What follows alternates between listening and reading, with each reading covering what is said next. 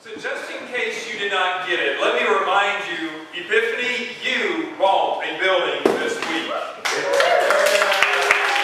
After 13 years of nomadic ministry, wandering through the wilderness, some days not even knowing where you're going to lay your head down for the next worship service. Let me tell you, this building has been here for a while. We hope for it to be there for a lot longer time, but we finally have found a stopping place. A stopping place.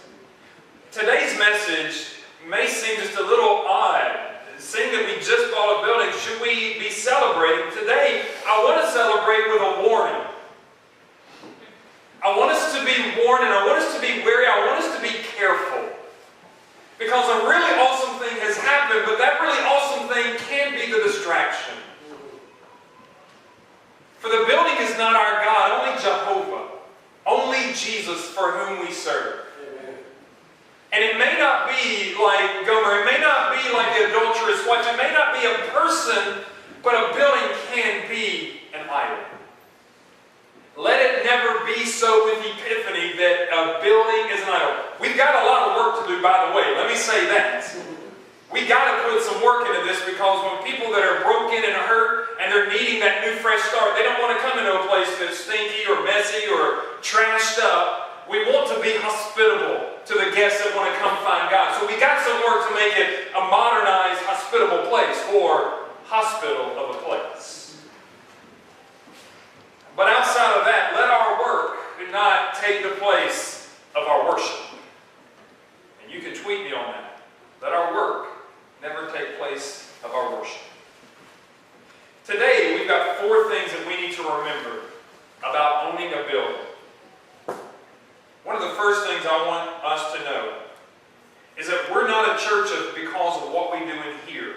We're a church because of what we do out there. Amen. We come here and we worship, and guys, this is part of the perk of being a church. But this does not make you a church. Not like you walk into your garage, that doesn't make you a car. Walking into a library doesn't make you a book. Walking into here does not make you part of the church. And what makes you part of the church? What Boyd Adams did this past week. Walking on a football field full of lost souls. Lost souls. With a grill and a whole bunch of food. And saying, we've got to pray before this meal, and we have people that are lost bow their heads in reverence to our God. And we feed them. And every single one of them go by, Mr. Boyd, thank you so much. Some, I know, were thinking in their heart, if they didn't say it physically, because I'm not eating when I get home. That's what makes us a church. Not what we do in here. Please don't be confused. What we do over there on First Avenue, which, by the way, we're heading over to First Avenue. What a classy place to be, right? First Avenue. We're the church on First Avenue. Ain't no other church here on First Avenue. Us. We're number 1. That's why we're on First. I'm just saying. You can tell all your buddy preachers that. But even what we do over there does not make us a church. It's what we do out here that makes us a church. In verse 1, if you've got your outline today, the very first thought there is find a people to love. Find a people to love. Show love to the people, not a building. Find a pure golden claim. Find a people to love. Then the Lord said to me, Hosea, go again and love a woman who is loved by her husband. That's you. Yet she's an adulteress. She's given her life to somebody else. Even as the Lord loves the son of Israel. I am your God. I love the sons of Israel, although they've given their heart to somebody else. I love them. Though they turn to other gods and love their raisin cakes. Compassion, Henry Ward Beecher says, compassion will cure more sins than condemnation. Compassion. If they're in a wrong, don't condemn. Be compassionate. What is the Lord doing here with the sons of Israel? He's not condemning, He's forewarning them at times. He's not condemning, He's compassionate. How many people, how many of us today came to the Lord because we were bashing over the head of all the wrongs we've been done? Or how many of us came to this church because we felt a sense of love, community? J. Vernon McGee says, basically says, go yet, love a woman.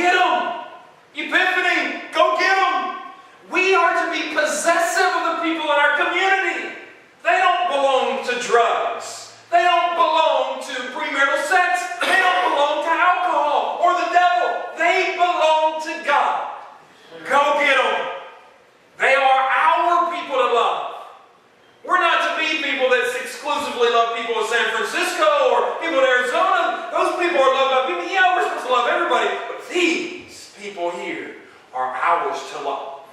To physically show love. To mentally to be their presence. Go love a people. Epiphany. God wants us. But there has been something bad that has happened. Jeremiah 3:20 reminds us, surely as a woman treacherously departs from her lover, so you have dealt treacherously with me. O house of Israel, declares the Lord. Verse 2 tells us this. Verse 2 through 3. So I bought her for myself for 15 shekels of silver and a homer, and half a barley.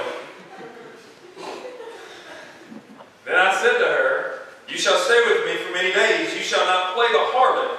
Well, he laid down the law. Right? Do you hear this? You shall stay with me. You cannot be a whore. What? I mean, that's a wedding vow right there, right? I will take you in sickness and in health, and you can't be a whore. All right? It's in Scripture. It's in Scripture. So shall you have, so you cannot have a man. Which, by the way, this translates into, you can't even have me.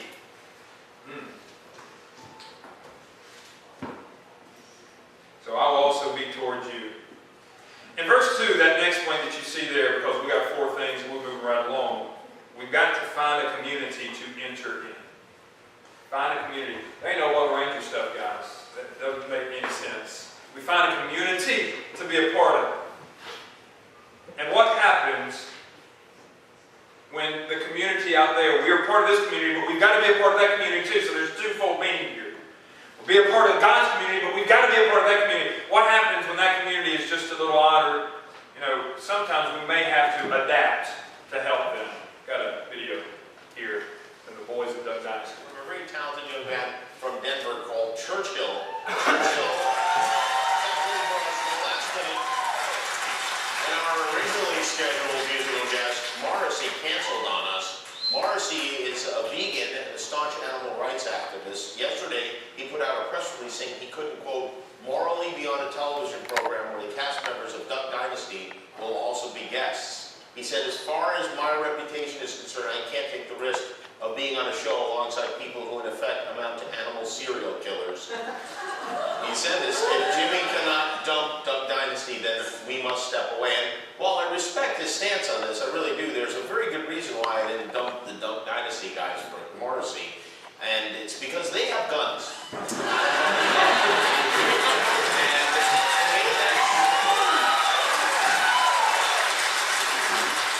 the way, Morrissey, is this serious about being associated with meat of any kind? He shouldn't do any television shows. Because I guarantee, when he was on Letterman last month, there had to be an Outback Steakhouse commercial in the mix, right? And that's not acceptable, so Morrissey will not be here tonight. He keeps finding new ways to depress us.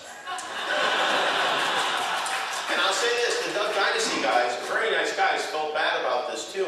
You know, they run a very successful business selling duck calls, but they also make product for people who are against shooting animals too. For the vegan in your life, Duck Dynasty proudly presents Carrot Call. Designed to mimic the call of the wild carrot.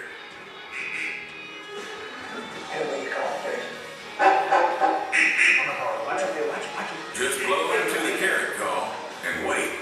Those little suckers leap right out of the dirt and into your mouth. Buy 2 carrot calls and get uncle-sized teacup broccoli trap absolutely free. You can have some more broccoli just like I do. Carrot call. I love yuppie food.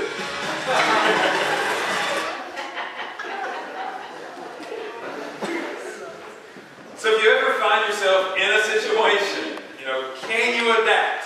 Can you enter into a community and adapt and still be relevant? Duck Dynasty sure has.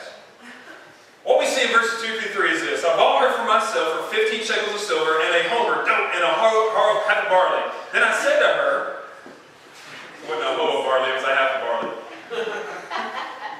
You shall stay with me for many days. You shall not play the harlot, nor shall you have a man. So I will be towards you. Probably from a slave auction, Hosea purchased Gomer for 15 shekels of silver and 1.5 homers of barley. Together, they actually equaled 30 pieces of silver. Do 30 pieces of silver maybe ring true somewhere else in the Bible? By chance, maybe New Testament, maybe into the Gospels. Why is it 30 pieces of silver? Because 30 pieces of silver was the price paid for a common slave. And so we see the Pharisees to Judas agreeing to 30 pieces of silver because it's a common price for a common slave. Boundaries are necessary to accomplish goals. So we see here Hosea is placing boundaries. He says 4 things, which by the way are 4 things that can apply to our life as well. Especially if you're out into a community and somebody accepts Christ, these are 4 boundaries that you have got to disciple them through. You have got to help them through. You've got to mentor them through. Which by the way, all of us are called to disciple people. Heads up. It's not the church's job. It's not, hey, come to my church and I'll dump the responsibility off on them. It's not my responsibility to disciple people. You lead to Christ. And again, it's your responsibility to lead people to Christ. You've got to lead people to Christ. You've got to mentor and disciple them. How do you disciple a person? Well, you get them into the personal spiritual disciplines like reading the Bible, praying, things that are awesome, fasting, things of that sort. You get them plugged into a community. You get them serving. Here are the 4 boundaries that apply in that scenario to you, to I, to new believers. Number 1, remain. Remain in what is good. First, she must live, stay, and remain for a long time with Him. She's not allowed to go anywhere else. He is the only positive influence that she's allowing in her life. So the first boundary is you can't go anywhere. You've got to remain. You've got to stay here. For us as believers, we must remain in what is good. Philippians 4 reminds us what is good, whatever is noble, whatever is honorable. You dwell on such things. So when you lead somebody to Christ, teach them how to remain in the things of God. Bible study, prayer, worship, serving. The second thing, the first thing is remain. The second thing is quit sinning. Crying out loud. The second instruction precludes her practice as a prostitute. You can't go whoring around anymore. You cannot be a harlot any longer. You cannot go selling your body anymore. You've got to stop sinning. You and I have got to practice to stop sinning.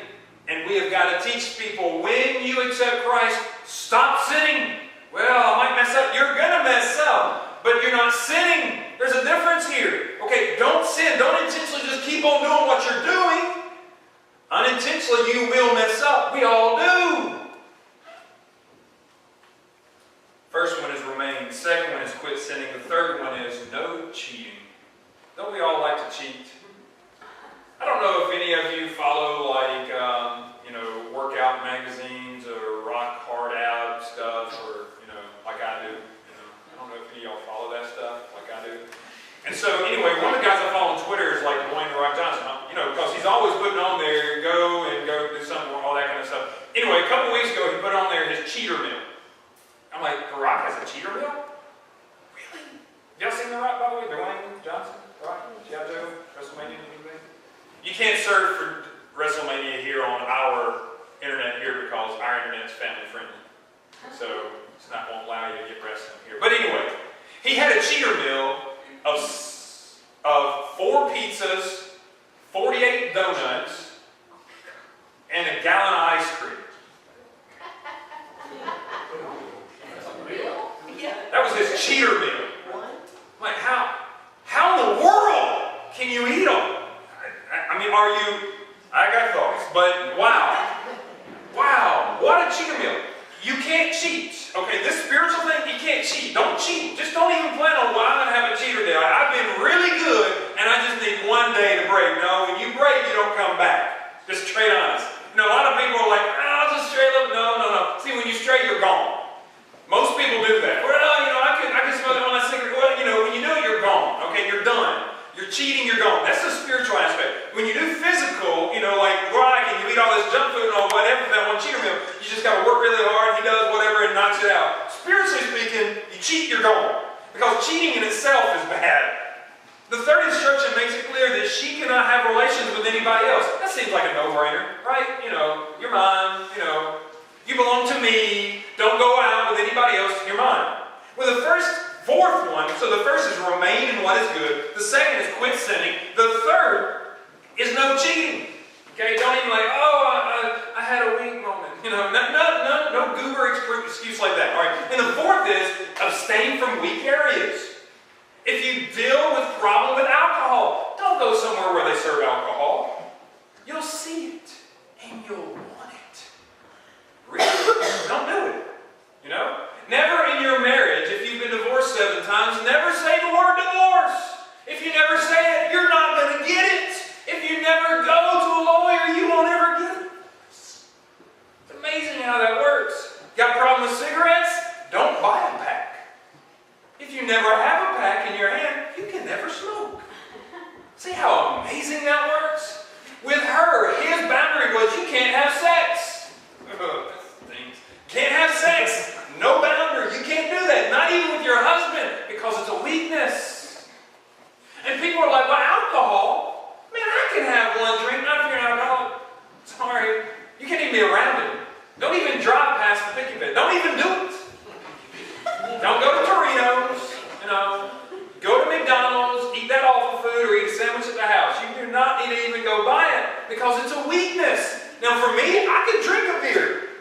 Don't tell my mama. But I could if I wanted to. I don't, but I could. But I don't at all, because it's a stumbling block for other people. And some of you that may struggle with alcohol, you can't at all. Don't even hold it in your hand. Don't even look at it. Don't even buy root beer. Abstain. I'm being silly, but really seriously. If you have it in your hand, that's one more chance that you might actually do it. If you never put it in your hand, you won't ever do it. Wow, what an amazing concept.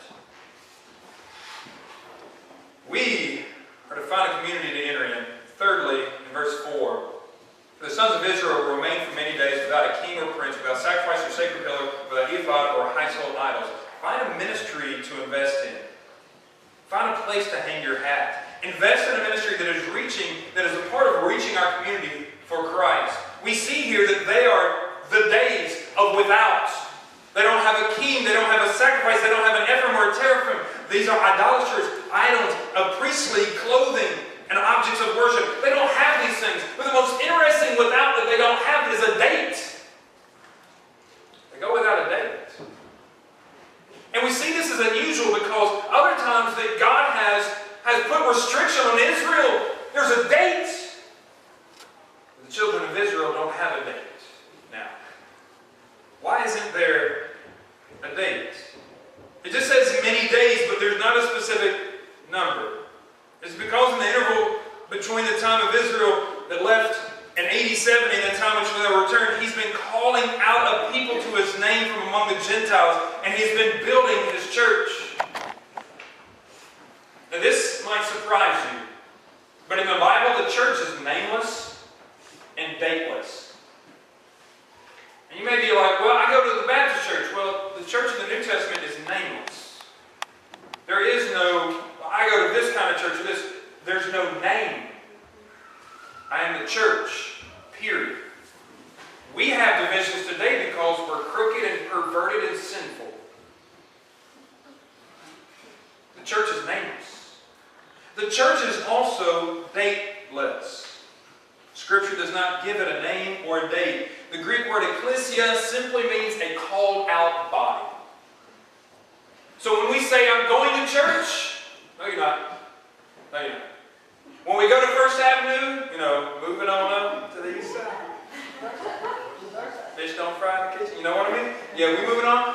Don't say, hey, I'm going to church. You say, I'm going to go meet with my church. Because what we do here, guys, we plan, we organize on how we ought to be the church out there. And we've already got another plan for this Saturday on how we're going to be the church. Y'all are like, man, he always does, don't he? Yeah, I do. He did for you. But there's always an opportunity to be the church outside. And we have got to be an organization that organizes such a thing. He is calling out a body today which is going to be his bride. There's no date. There's no tomorrow. There's no yesterday. It's dateless. It is nameless and dateless, the church. We put dates. We put names. Why? Because we don't think like God. We don't think like God at all. We are to find a ministry to invest in. If this is your community, find a ministry to invest in. Be a part of the nameless, dateless church that doesn't have a time that they meet, that doesn't have a name for which they meet under. They just are. They just are. When you go out, there's no, man, I've got an appointment to do this. You are the church when you walk out. Be the church. Finally, this morning, in verse 5, it says, after the sons of Israel will return and seek the Lord their God and David their king, and they will come trembling to the Lord and to his goodness in the last days. Verse 5 is telling us to find a vision to believe in. Find a vision to believe in. I'm going to say something that may be just a little startling for you guys. Children of Israel, they've returned to their land, right? It's remarkable what has happened over there, but it's not the fulfillment of prophecy. Okay? The prophecy says that when they return, they will return to God, and there's no returning to God in that land. No returning to God from these people. We could move into a permanent facility and miss the point entirely. Entirely. These people moved back to their land and missed the point. They were not fulfilling prophecy. Fulfilling prophecy was not moving back to the land. It was turning to God. Fulfilling prophecy, fulfilling what God has for us, is not just moving into a building. It is moving toward God. We can move into a facility and miss the entire point. Let it not be so for us. Let it not be so for Epiphany. Let it not be so for you as an individual. Let us not get so high and mighty on a building. Let us be a people that say, we are moving to a tool, to a resource, to a location, to where when we go out and we are a church out there, we have a gathering point. What is it? We're not a church for what we do in here. We're a church for what we do out there. That's what makes us a church. And if we ever get so comfortable as to come here and never go out there, the Lord will remove His Spirit from us. Never to be used again. Never. Let us never miss the point. Isn't this story a beautiful story? We saw the video at the very beginning. How heart-wrenching it is. But it's really the story of God and us.